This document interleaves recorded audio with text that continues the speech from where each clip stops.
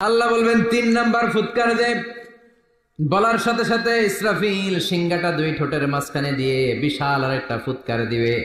ওই ফুৎকার দেওয়ার সাথে সাথে মিনহা খলাকনাকুম ওয়া ফিহা নুঈদুকুম ওয়া মিনহা নুখরিজুকুম তারাতান উখরা।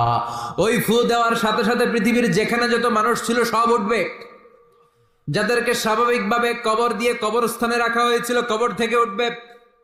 যারা বিমান দুর্ঘটনায় মারা গিয়েছে ওই ছাইগুলো থেকে উঠবে। যারা সাগরের মধ্যে মারা গিয়েছে সেখান থেকে উঠবে। যাদেরকে তিমি মাছ খেয়ে ফেলেছিল ওখান থেকে উঠবে। যে যেখানে ছিল ওইখান থেকে উঠবে। সুবহানাল্লাহ। লক্ষ লক্ষ মানুষ উঠে বলবে আমাদের ঘুম ভাঙাইলো কে? ওরা বলবে আমাদের ঘুম ভাঙালো কে?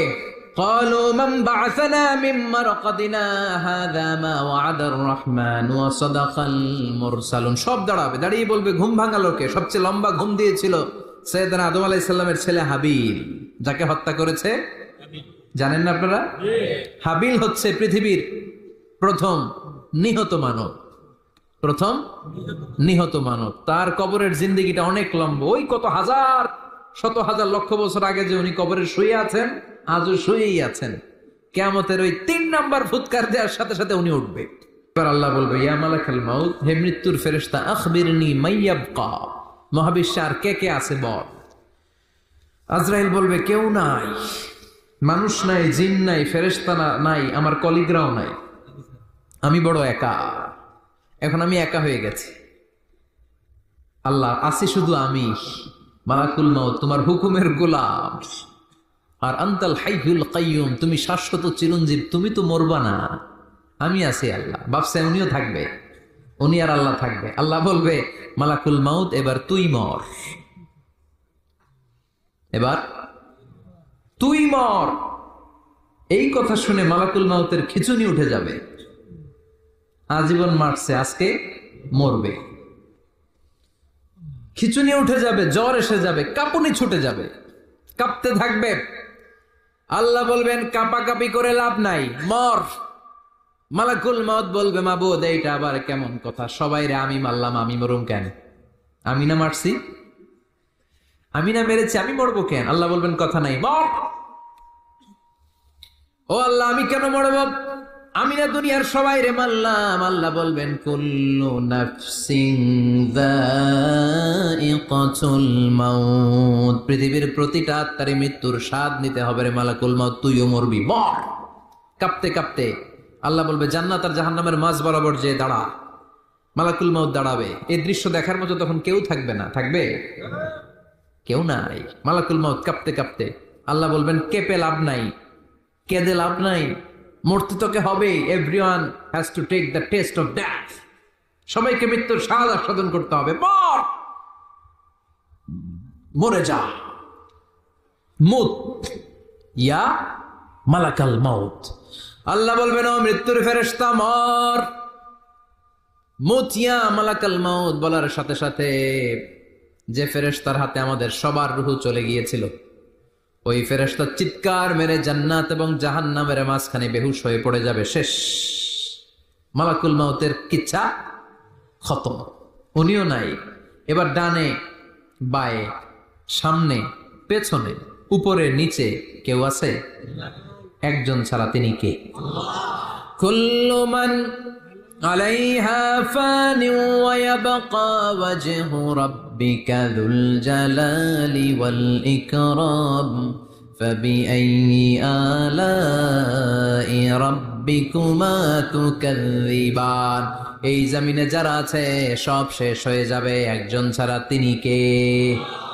আল্লাহ তখন হুঙ্কার দিয়ে একা একাই বলবেন ইয়া আরদু আইনা আশজারুকা, ও পৃথিবী তোর বড় বড় গাছগুলো কোথায়? আপনাদের নিমসারে বট গাছ আছে?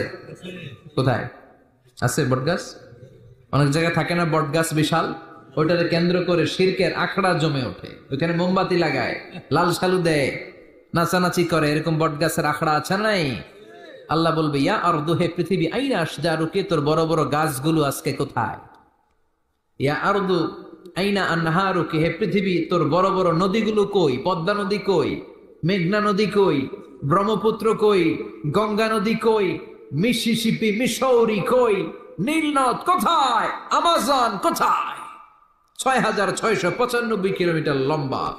উগান্ডার ভিক্টোরিয়ার কাম্পালা থেকে এর অববাহিকা শুরু। পৃথিবীর সবচেয়ে বড় যে নদীটা নীল নদ, মিশরে এই নদটা ছিল। আমি দেখেছি, ঘুরেছি এর উপর দিয়ে অনেক।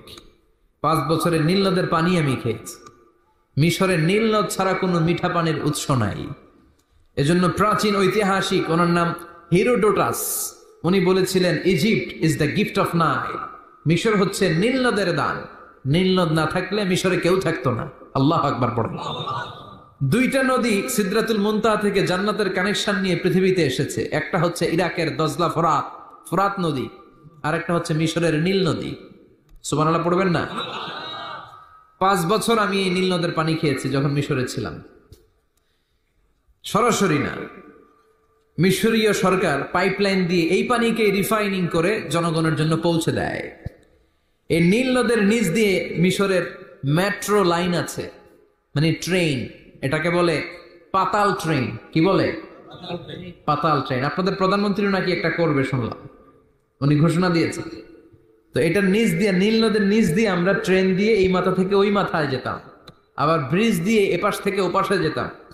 10টা দেশ ঘুরে এই নীল নদ, একটা সাগর আছে মেডিটেরেনিয়ান সি, মানে ভূমধ্য সাগর, ওইটার সাথে মিলিত হয়েছে।